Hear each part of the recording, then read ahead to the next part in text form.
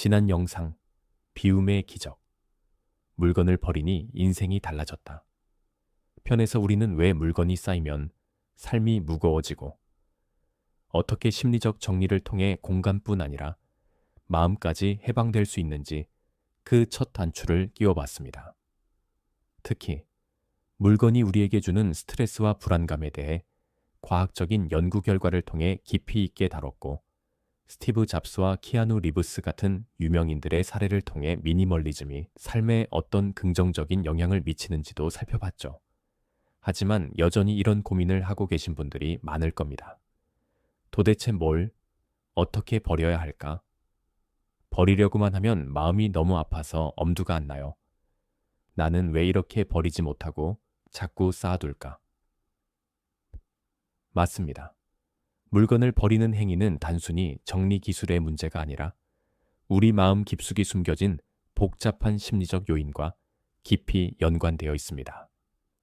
그래서 오늘은 지난 시간에 이어 진정한 비움의 심리학적 배경을 파헤치고 여러분이 물건을 버리지 못하는 진짜 이유, 비움이 가져다주는 심리 치유 효과, 물건 유형별, 정리 실천 팁까지 샅샅이 들여다보겠습니다. 단순히 물건을 비우는 기술을 넘어 무의식 깊이 숨겨진 불안과 결핍, 채워지지 않는 욕망의 정체를 마주하고 그것들로부터 완전히 해방되는 심리적 기적을 경험하게 될 것입니다. 당신의 삶을 짓누르던 보이지 않는 짐을 벗어던지고 진짜 행복을 찾을 준비 되셨나요?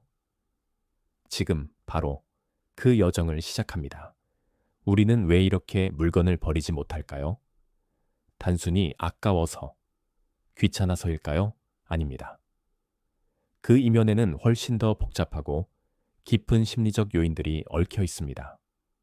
첫째, 저장강박증의 그림자. 정신건강의학과 전문의들은 물건을 버리지 못하고 과도하게 수집하는 행위가 심할 경우 저장강박증이라는 진단으로 이어질 수 있다고 경고합니다. 이는 단순한 습관이 아닌 뇌 기능의 문제와도 연관될 수 있습니다. 미국 정신의학회에 따르면 저장강박증은 물건의 실제 가치와 상관없이 그것을 버리거나 분리하는 것을 지속적으로 어려워하는 특징을 보입니다. 이로 인해 생활 공간이 극도로 혼잡해지고 정상적인 생활 영위가 어려워지죠. 심지어 한 연구에서는 저장강박증을 가진 사람들의 뇌 전두엽 피질, 특정 영역의 활동성이 일반인과 다르게 나타난다는 결과를 발표하기도 했습니다. 나중에 필요하면 어떡하지? 라는 막연한 불안감. 혹시 느끼고 계신가요? 이것이 바로 저장강박의 초기 신호일 수 있습니다. 둘째, 과거의 결핍과 트라우마의 메아리. 우리의 과거 경험, 특히 결핍과 트라우마는 현재의 물건에 대한 집착으로 이어질 수 있습니다. 예를 들어, 극심한 가난을 경험했던 어르신들이 유통기한이 지난 음식조차 쉽게 버리지 못하는 모습, 배움에 대한 한이 깊었던 분들이 낡고 해진 책이라도 소중히 간직하는 모습은 이러한 심리적 연결고리를 명확히 보여줍니다. 국내 심리상담센터 연구에 따르면 어린 시절 정서적 허기를 느꼈거나 사랑과 인정을 충분히 받지 못한 경험이 있는 사람들이 성인이 되어 물건에 과도하게 집착하며 심리적 안정감을 찾으려는 경향이 있다고 분석했습니다. 이 물건들은 어쩌면 채워지지 못한 정서적 욕구, 즉 사랑, 안정, 인정에 대한 갈망의 대체물일지도 모릅니다. 셋째, 자본주의 사회의 끊임없는 유혹. 현대 자본주의 사회는 끊임없이 우리에게 소비하라고 속삭입니다. 광고는 이것을 가지면 더 행복해질 거야. 저것을 사면 더 멋있어 보일 거야 라며 우리의 욕망을 자극하고 물건을 통해 정체성을 찾도록 유도합니다. SNS에서는 타인의 화려한 삶과 소유물을 보며 끊임없이 비교하고 상대적 박탈감을 느끼며 또다시 소비를 통해 그 결핍을 메우려 하죠. 특히 교복, 빛 바랜 편지, 오래된 일기장, 누군가에게 받은 선물처럼 추억이라는 이름표가 붙은 물건들은 버리기 가장 어려운 대상 중 하나입니다. 이 물건들은 과거의 특정 순간, 감정, 관계를 상징하기 때문에 그것을 버리는 것이 마치 소중한 기억 자체를 지워버리는 것처럼 느껴지기 때문입니다. 그렇다면 이 지독한 물건의 굴레에서 벗어나기 위해 우리는 무엇을 해야 할까요? 해답은 의외로 간단한 곳에 있습니다. 바로 필요와 욕구를 명확히 구분하는 것입니다. 미니멀리즘은 단순히 물건을 줄이는 행위를 넘어 내 삶에 진정으로 필요한 물건만 소유하고 그것을 통해 삶의 본질에 집중하는 철학입니다. 인간의 삶의 필수적인 기본적 욕구는 생각보다 많지 않습니다. 음식, 물, 수면, 기본적인 의복과 같이 생존 유지에 필요한 것들이죠. 하지만 우리는 종종 이러한 기본적 욕구를 넘어선 개선이나 편의를 위한 욕구에 휩쓸립니다. 예를 들어, 식사를 하는 것은 기본적 욕구지만 새로운 디자인의 식기를 구매하거나 특정 음식에만 사용하는 조리도구를 수집하는 것은 개선 편의 욕구에 해당될 수 있습니다. 물론 삶의 질을 높이는 개선 편의 욕구가 나쁜 것은 아닙니다. 하지만 이것이 과도해져 통제 불능 상태가 되면 결국 물건의 노예가 될 수밖에 없습니다. 충동 구매는 물건이 쌓이는 가장 큰 원인 중 하나입니다. 화려한 광고에 현혹되거나 한정판이라는 말에 넘어가거나 스트레스 해소를 위해 무심코 구매 버튼을 누르죠. 이를 막기 위한 가장 강력한 무기는 바로 구매 직전 스스로에게 이것이 나에게 정말 왜 필요한가? 라고 질문하는 습관입니다. 더 나아가 이것 없이 생활할 수는 없을까? 혹시 다른 대안은 없을까? 이것을 구매함으로써 얻는 가치보다 잃는 것은 없을까? 와 같은 질문들을 연이어 던져보세요. 이 작은 질문 하나가 당신의 지갑을 지키고 당신의 공간을 보호하며 궁극적으로 당신의 삶을 더욱 풍요롭게 만들 것입니다. 물건을 비우는 행위는 단순히 물리적인 공간을 넓히는 것을 넘어 우리 내면에 놀랍고도 긍정적인 변화를 가져옵니다. 이것이 바로 비움의 기적이 단순한 정리정돈이 아닌 깊은 심리치유 과정이 될 수 있는 이유입니다.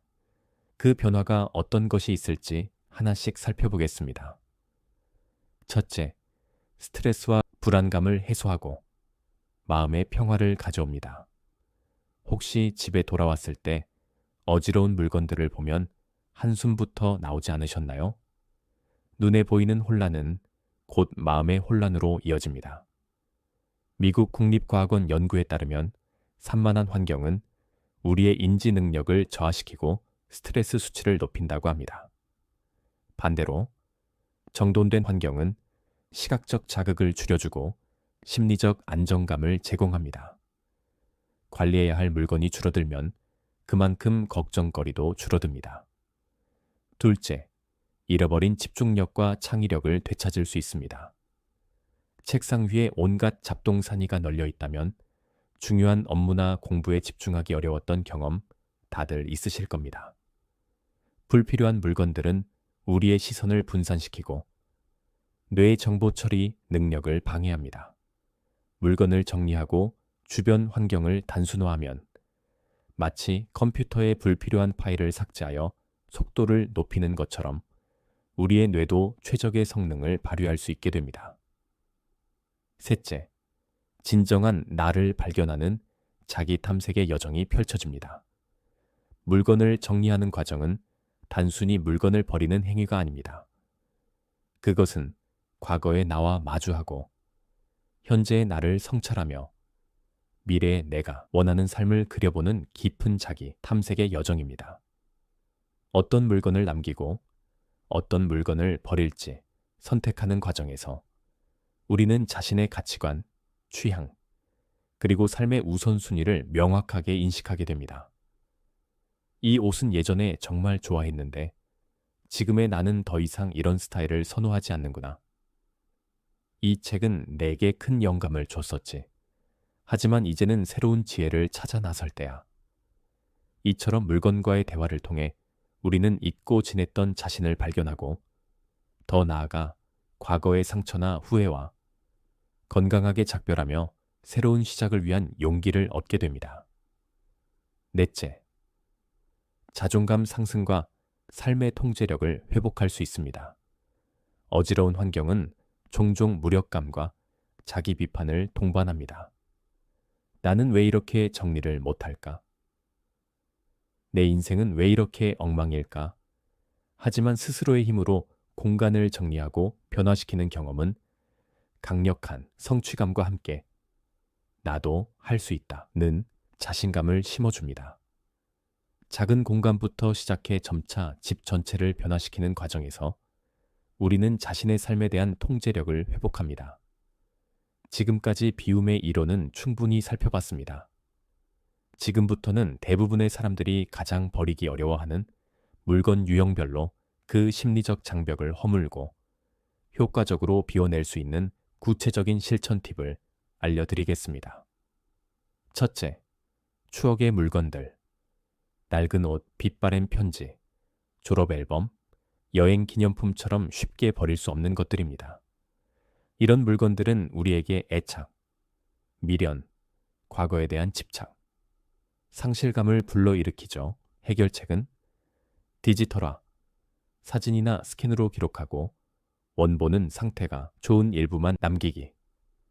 추억 상자, 정말 버리기 힘든 소량만 모아 6개월마다 재검토하기. 감사 편지, 물건에게 진심으로 감사 인사를 전하며 작별하기. 둘째, 언젠가 쓸 물건들, 안 입는 옷, 고장난 가전제품, 각종 부속품, 사은품, 읽지 않는 책 등입니다. 이 물건들은 막연한 불안감, 혹시나 하는 마음, 미래에 대한 불확실성을 안겨줍니다. 해결책은 1년의 법칙. 지난 1년간 사용하지 않았다면 과감히 처분하기. 만약 상자, 고민되는 물건을 넣어두고 6개월 후 재평가하기. 대여, 공유 서비스, 필요할 때 빌리는 마인드로 전환하기. 셋째, 비싸거나 선물 받은 물건들, 명품, 잘 사용하지 않는 고가품, 부담스러운 선물 등입니다. 이 물건들은 아까움, 손실 회피, 타인의 시선, 의무감, 죄책감을 느끼게 합니다. 해결책은 중고 판매 기부, 현금화하거나 필요한 곳에 기부하여 새로운 가치 부여하기. 선물은 마음으로, 물건이 아닌 마음을 받았다고 생각하기, 가치 재평가. 현재 나에게 주는 실질적 가치를 냉정히 평가하기. 넷째, 여러 개 있는 물건들, 같은 종류의 옷, 비슷한 기능의 주방도구, 필기구, 화장품 샘플 등입니다. 이런 물건들은 과도한 소유욕, 선택의 피로감 회피와 관련이 깊습니다. 해결책은 최고의 것 하나만, 가장 마음에 드는 것만 남기고 나머지 정리하기. 용도별 하나씩, 명확한 용도별로 꼭 필요한 것 하나씩만 구비하기. 원인 원아웃, 새 물건, 구매 시 기존 것 하나 처분하기. 다섯째, 충동 구매한 물건들, 충동 구매한 옷, 홈쇼핑 제품, 반짝 유행했던 아이템 등입니다. 이 물건들은 비교 심리, 결핍감 해소 욕구, 사회적 인정 욕구와 깊이 연관되어 있습니다. 해결책은 30일 보류 규칙, 사고 싶은 물건이 생기면 최소 3일에서 30일 기다리기. 진짜 필요성, 자문, 내 삶 개선 효과와 대체 가능성 꼼꼼히 검토하기. 광고, SNS 노출 줄이기. 충동 구매 유발 요소들 차단하기. 물건을 버리지 못하는 진짜 이유는 종종 우리의 마음속 깊은 곳에 숨겨진 아직 해결되지 않은 정서적 욕구 때문일 수 있습니다. 안정감을 느끼고 싶어서, 사랑받고 인정받고 싶어서, 혹은 과거의 상실감을 보상받고 싶어서 물건에 집착하는 것이죠. 따라서 미니멀리즘은 단순히 물리적인 공간을 정리하는 행위를 넘어 내면을 깊이 들여다보고 이러한 근본적인 욕구를 건강하게 채워나가는 자기 치유의 과정이 되어야 합니다. 기억하세요. 미니멀리즘은 단순히 물건을 비우는 행위가 아닙니다. 그것은 마음속 혼란을 정리하고 불필요한 감정의 무게를 덜어내며 마침내 진정한 자신을 찾아가는 위대한 여정입니다. 이 여정의 첫걸음을 뗀 당신에게 진심으로 응원의 박수를 보냅니다. 물건 하나를 정리하는 작은 행동이 당신의 인생을 바꾸는 거대한 나비 효과를 일으킬 수 있다는 사실을 믿으세요. 여러분의 간결한 인생 여정을 응원합니다. 지금까지 행복 인생이었습니다. 감사합니다.